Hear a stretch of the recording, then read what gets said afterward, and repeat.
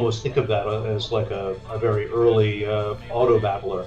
You get your hands, you make your plan, and then you see what happens. Awesome. Thank you so much. Second question here we have is for Skaff. Get my mouse here. On a new setup here, so let's see if I can manage. So, Skaff, how do you balance a game like Chaos Agents? Yeah, that's a great question. Uh, Part of it is that I think certainly what it means to be balanced is a little bit fuzzier when you have so many players in the game. Right now it's eight is intended to go up to more, as many as we can fit in, and so already there's sort of a different challenge there, and part of it is through how you're going to balance the environment in general, because eventually as people start taking agents and trading them, and eventually maybe a marketplace for agents, then that goes into the balance there as well. So the balance really in these terms, because there's so much going on, I guess it's not as strictly balanced as if it were a one-on-one card game. It's not intended to be chess. It's intended to be a little more freewheeling.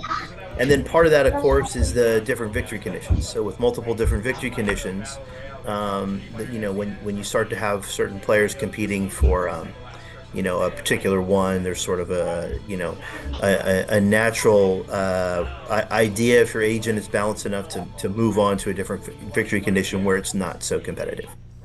So all of those sorts of things, I guess, like a little more hands off than in a 1v1 strategy game. Definitely. Definitely. All right, so Richard, the names of agents. Oh, sorry, you're on mute, Kyle. Oh, sure I am. Thank you so much. I have my mic mute, my computer mute. There's all these mutes, man. But all right, Richard. So the names of Richard or Skaff, whoever feels most comfortable answering this question, but it's prevalent that the names of the agents are unique. They're kind of awesome. Sometimes they're hard to pronounce, but nonetheless, they're great names. How does that work? How do you make these names? Is there a system that you have in place? Is there some type of software you use? Like, explain at least the original names for the agents, maybe like Titus and Dusana. What's the process? First of all, I'd like to say that a lot of these alien races probably find your name hard to pronounce, Kyle. That's true. That's true. I'm like legal, whatever I might want to say. I first began working, fooling around with name generation, like in this manner with Keyforge, and it was a lot of fun. What my approach was with used the framework of an Excel sheet, and I had all these different components for what I thought would make an interesting space of names, and then use some coding to sort of stitch them together into something interesting. And the key was to make it so that all the parts felt like they fit together, more or less, and then whatever the and then you would give different names for different clans or factions within whatever the environment was. So you would be pulling from different first name lists when you went with a particular faction, then another one, and so then we would think of what what we want to model the names on. They might be ancient Roman, they might be Norse, they might be Victorian, but in addition to just having lists and lists and lists of names, which would include things like Titus, we would break them up into phonemes and then stitch them together that way. So you might have Richard and Julia, and then fit them together into Rulia or something like that. again, it wasn't too hard to make it so that these names were generally pronounceable, but sometimes there'd be exceptions, and I tended to err on the side of variety because I wanted to get sort of more crazy possibilities than to chop off things that were a little less natural.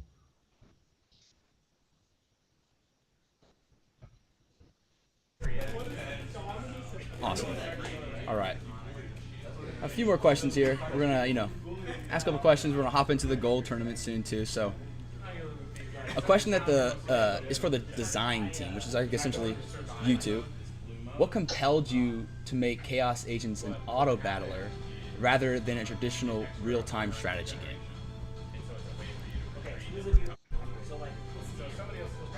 You want to take that one, Richard, or you want me to, or what do you want to do? Sure. Yeah. Well, this gets back to well. There's a bunch of things which really interested me with auto battlers. As I mentioned a bit earlier, I find the space of auto battlers really fascinating, because it feels like paper games. It feels like you've got time to strategize, and then it's engaging to lean back and watch how your strategizing plays out. This is a feeling very different than real-time strategy games, and it felt novel to me. Like I've done lots of different real-time strategy games, and I enjoy them, but it felt like we could explore some really new territory here with the auto battlers. There's one of the really key. I mean, there's a bunch of things which really interest me with the auto battlers. As I mentioned, one of them I will say is this aspect of allowing people to have direct conflict with other players and make it at the same time at the same time as making it um, less political. Like it's harder to be a kingmaker. It's harder to pick on a particular player. And that's because your agent is doing the battling. And that's one of the main reasons we ended up with a battle royale, because these auto battlists that are out there to date have all been, while they often involve a lot of players, they games like Hearthstone Battlegrounds and Auto Chess and Mechabellum, they all involve head-to-head competition, maybe among a lot of people, but as always, you break up into different 1v1s. And this environment of auto battling seems perfect for getting everybody into the same room and just seeing what chaos ensues. That's awesome. All right. Well, I'm having one small technical difficulty here. Apparently, there's some trouble with the audio, but Another one is my name says she, her when it shouldn't. I don't know how to change that. hey, I'm not sure. That might have been a previous set thing or a different account that logged into yours. I'm so sorry Yeah, about that's that. fine. But what That's can fine. you do? Yeah. It's Okay. okay. I think the AI just make its best call these days, doesn't Yeah. it? That's right. All right. I'm gonna ask two more questions here, and then I'm gonna start setting up for the gold tournament. Um, let's see if we have any questions in the QA here. All right. So one of the different things in Chaos Agents is that there's multiple winners at the end of the game or match. How did you decide on implementing 3 win conditions via just one? Well, I think that was Scaff's suggestion originally, and I found it immediately appealing. When you've got different victory conditions, there's a lot. There's not only does it allow you to uh, uh, there to be more than one victor out of, ideally pools of like 50 people, but also it allows different ways for you to approach the game strategically, which is really important for building a diverse palette of characters. Um, and So that's been one thing which is a lot of fun to work with, is how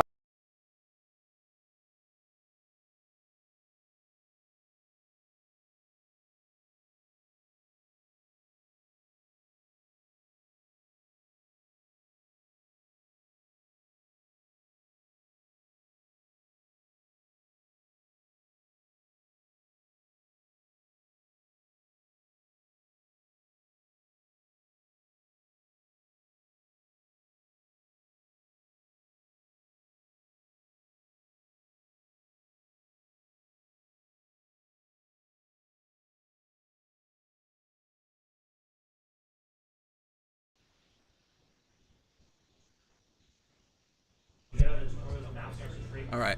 Can you hear me? All right. Thank you, Richard. Last question here. Maybe I'll ask two more. All right, same thing. Maybe Scaff, you can answer this one. Can you clarify the risk involved with the long-term sustainability of the unique agent system and how you plan to keep it fresh for players for years to come? Right. That's a great question, and it is. There are a lot of special challenges with the unique agent system. We really we really like that system. Richard really, with KeyForge, thought it would be this kind of a easy way for everybody to be different, for you to see a lot of diversity constantly, and a sort of uh, a lot of extra texture and flavor to the game. The difficulty is, of course, some agents might be better than others. So in the long run, the idea is for agents to have their own categories. Like, oh, I'm a person that's won several gold tournaments. Then perhaps there's a set of tournaments that it's not worth my time to enter. And then, of course, in the extreme long run, you can have agents that come out at different times. An event for agents that only came out in 2027, as an example. So there's lots of ways to kind of constantly keep mixing it up if there's especially good agents in the background. But it does take a lot. I mean, a lot of special care to make sure that these agents, I guess the best way to say it is, all find their competitive home. And we know that this is possible because this is how real life works, right? Like if I'm going to play, pick up basketball down at the park, I don't have to worry that, Nikola Jokic is there destroying the team over and over again. So it's really a matter of making sure that the metagame and the play structure match that. And if you didn't think about it at all and you went in a super casual way, you could easily mess up and have the unique individual agent system not work. I will say that we thought about these issues for a long time. Even before the specifics of the game design, we had a plan of how to handle the unique agents, which I think you'll see more and more as more agents come around and there starts to be a marketplace for them. For sure, yeah, definitely. I mean, in the Discord right now, there's a lot of people that talk about agents every day. They love going through the agent market. It's pretty great. I have actually a question here from our first gold championship winner right now, Cool74. Do you have any plans, or I'm sorry, not any plans? Has any of the player strategies surprised you yet, or anything that you've seen in any of the games that you've watched or been a part of that? Been like, oh wow, like they're picking this up quite quick. Well, I'd say it's really interesting to watch how players value the different skills and the way they time their approach to the game, because there's all sorts of nuance and thought in that I hadn't anticipated. But I'd say the most striking illustration of that is when the players play Team Chaos Agent. So Team Chaos Agent is really natural, something we definitely want to see in the future. It's also, it's like there's more than one way to go about it. You could join in and be on two different teams, but you could also join in pairs. And you've seen a lot of this space explored in the Battle Royale world. But Chaos Agents to date has not incorporated anything which prevents you from damaging your allies. And so when you join in, if you sort of play naively, you could end up just, ganking everybody on your team. And so the fact that people not only enjoy this and really enjoy strategizing around this huge limitation was a complete shock, eye-opener. But I think in the future, when we actually have modes which support it, they will have a better experience.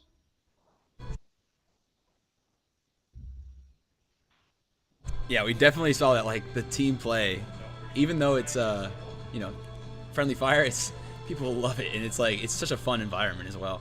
All right, I have maybe make it a last question here from the chat in Boston, actually. Oh, I want to add though, it's like it's worse than friendly fire, because friendly fire in most games is you're shooting at somebody and your friend gets in the way. This one you're actually shooting Yeah, at them. you're in a brawl with your buddy. Yeah, for sure.